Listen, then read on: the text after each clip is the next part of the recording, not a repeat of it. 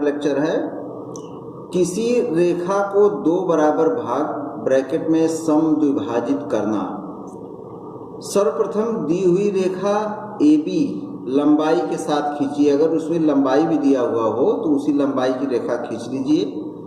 तत्पश्चात बिंदु A को केंद्र मानकर AB A और B के आधे से अधिक की दूरी लेकर रेखा AB के दोनों तरफ अर्थात ऊपर और नीचे चाप लगाएं।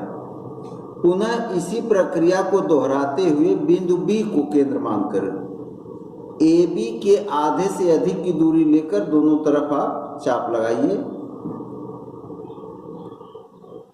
जो पहले वाले चाप को, जो ये पहला वाला चाप था, A की तरफ से आप चाप लगाए थे, उसको X और Y बिंदु पर काटता है। XY को मिलाते हुए रेखा खींच दीजिए ऐसे सीधे। यह XY रेखा AB को D बिंदु पर काट रही है। यही जो D बिंदु है रेखा AB का समद्विभाजक बिंदु होगा, यानी आधा इधर आधा इधर।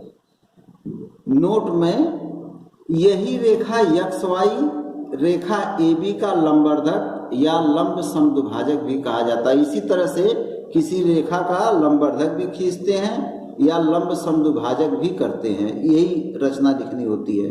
इस तरह से आपको इसमें तीन चीजें मिल गई, किसी रेखा को समद्विभाजित करना या लंबवर्धक खींचना या लंब समद्विभाजक खींचना। अगली टॉपिक है दिए गए कोण के बराबर कोण की रचना करना। मान लीजिए कोई कोण आपको चित्र में XYZ दिया गया है और इसी के बराबर एक दूसरा कोण बनाना है। रचना, सर्वप्रथम एक रेखा AB खींचिए।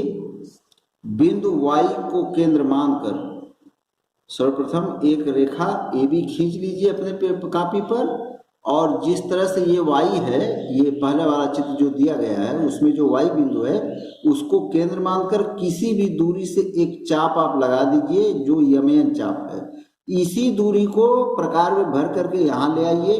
बिंदु A को केंद्र मान करके एक चाप लगाइए जो AB को C बिंदु पर काटता है और ऊपर अभी छोड़े रहिए। फिर उसके बाद बिंदु C को केंद्र मान करके जो दूरी आप प्रकार में भरे हैं उसी दूरी से चाप लगा दीजिए जो पहले वाले चाप को D बिंदु पर काटता है।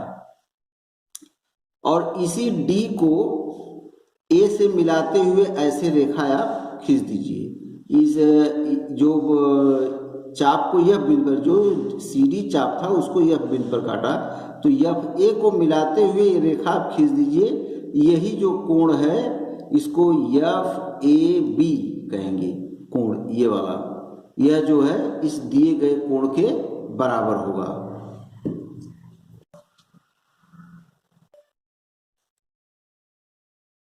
समबाहु त्रिभुज या विषमबाहु त्रिभुज या जैसे भी त्रिभुज की रचना किया, जिसकी माप दिया गया है या जिसके कोणों का माप दिया गया है, उस प्रकार के त्रिभुज की रचना करना। तो इसमें जो है एक 12 सेंटीमीटर रेखा आपको दी गई है, इस पर एक समबाहु त्रिभुज बनाना है। तो रचना में सर्वप्रथम दी गई माप 12 सेंटीमीटर की एक रेखा खींचिए AB। इस तरह से 12 सेंटीमीटर का खींच दीजिए। इस पर जो है समबाहु त्रिभुज बनाना है। समबाहु त्रिभुज, जैसा कि हमने आपको त्रिभुज के बारे में बताया था कि समबाहु त्रिभुज हुआ होता है जिसकी सभी भुजाएं बराबर होती हैं। तो 12 सेंटीमीटर को अगर हम 3 भाग में बांटेंगे, क्योंकि त्रिभुज में 3 भुजाएं होती हैं, तो 4-4 सेंटीमीटर की आएंगी। तो इसमें सर्वप्रथम जो है 12 सेंटीमीटर की एक रेखा खींच लीजिए। तत्पश्चात बिंदु A को केंद्र मानकर 4 सेंटीमीटर पर चाप लगा दीजिए। बिंदु A को केंद्र मानकर एक 4 सेंटीमीटर पर ऐसे आप चाप लगा दीजिए इधर से, और बिंदु B को केंद्र मानकर इधर से भी 4 सेंटीमीटर पर आप चाप लगा दीजिए। अब ये आपकी रेखा 3 भागों में बट गई, 4, 4, 8, 4, 12 सेंटीमीटर। और पुनः चाप D तथा E को केंद्र मानकर ये जो AB से 4 सेंटीमीटर की दूरी लेकर जो आप चाप लगाए थे यह D बिंदु पर काटा, और बिंदु B को जो केंद्र मान करके आप 4 सेंटीमीटर पे चाप लगाए थे वह E बिंदु पर काटा। अब जो है D और E को केंद्र मान करके DE के आधे से अधिक, अंदाजा से, जैसे आधा यहाँ होगा तो थोड़ा बढ़ा करके दूरी ले लीजिए इधर से, और इससे के द्वारा आप जो है चाप लगा दीजिए ऊपर। फिर उसी दूरी से ई को केंद्र मान करके आधे से अधिक की दूरी लेकर चाप लगा दीजिए। ये दोनों चाप जिस बिंदु पर काटते हैं उसका नाम सी रख दीजिए। अब सी को डी से मिला दीजिए, सी को ई से मिला दीजिए। यही जो अभिष्ट त्रिभुज है ये आपका समबाहु त्रिभुज होगा, यानी 4 का ए भी हो जाएगा 4 सेंटीमीटर का, ए भी 4 सेंटीमीटर और ये भी 4 सेंटीमीटर। इस प्रकार ये समबाहु त्रिभुज की रचना हो गई। इसी प्रकार से अगर विषमबाहु त्रिभुज की कोई रचना करना है तो जो सबसे बड़ी भुजा है आधार, सबसे बड़ी भुजा नीचे खींच लीजिए। उसके बाद उसमें जो छोटी वाली दूरी है, दूसरी दूरी जो है उसको केंद्र प्रकार में भर करके इसको केंद्र मान करके इस दूरी से चाप लगा दीजिए। फिर तीसरी वाली दूरी भर के प्रकार में यहाँ से इसको केंद्र मान के दूसरा चाप लगा दीजिए और इस कटान चापों के कटान बिंदु को डी और ई से मिला दीजिए। इस प्रकार से विषमबाहु त्रिभुज की भी रचना हो सकती है। अगली टॉपिक है पटरी और प्रकार की सहायता से 90 अंश का कोण बनाना। रचना में सर्वप्रथम एक रेखा ए बी आप खींच लीजिए। नंबर 2 है ए को केंद्र मानकर किसी भी दूरी से एक चाप एक्स वाई लगा लीजिए। ऐसे जो है एक इसको केंद्र मानकर किसी भी दूरी से एक चाप लगा लीजिए जो ए बी को वाई बिंदु पर काटता है और इधर लास्ट पॉइंट इसका एक्स है। फिर नंबर 3 पॉइंट है बिंदु y को केंद्र मानकर, यह जो ए बी को जो y बिंदु पर काट रहा है इसको केंद्र मानकर उसी दूरी से एक दूसरा चाप लगाइए जो पहले वाले चाप को यम बिंदु पर काटता है। चौथी पॉइंट है पुनः यम बिंदु को केंद्र मानकर फिर इसको केंद्र मानकर उसी दूरी से एक और चाप लगाइए जो इसको यन बिंदु पर काटता है। अब ये अगर हम पहला वाला ये जो है ए को अगर यम से मिलाते हुए रेखा खींचें तो ये पहला वाला 60 अंश का कोण बनता है। फिर यहाँ से ये दूसरा 60 अंश का अगर हम इसको मिलाएं ए को यन से मिलाएं तो ये 60 अंश का कोण बनेगा। तो 60 अंश का ये प्लस 60 अंश का ये 120 का हो जाएगा। लेकिन हमें बनाना है 90 अंश का, इसलिए ये 60 वाला तो रहने देंगे, इस 60 वाले का हम अर्धक कर देंगे, आधा करेंगे। आधा करने के लिए हमने आपको पीछे बताया था कि किसी भी रेखा या किसी भी कोण को आधा करने के लिए दोनों बिंदुओं को केंद्र मान करके क्रमशः एक बार इसको एक बार इसको, जहाँ पर भी हम क्रमशः शब्द का इस्तेमाल किए हैं वो आप ध्यान दीजिएगा कि एक बार इसको केंद्र मानिए एक बार इसको केंद्र मानिए।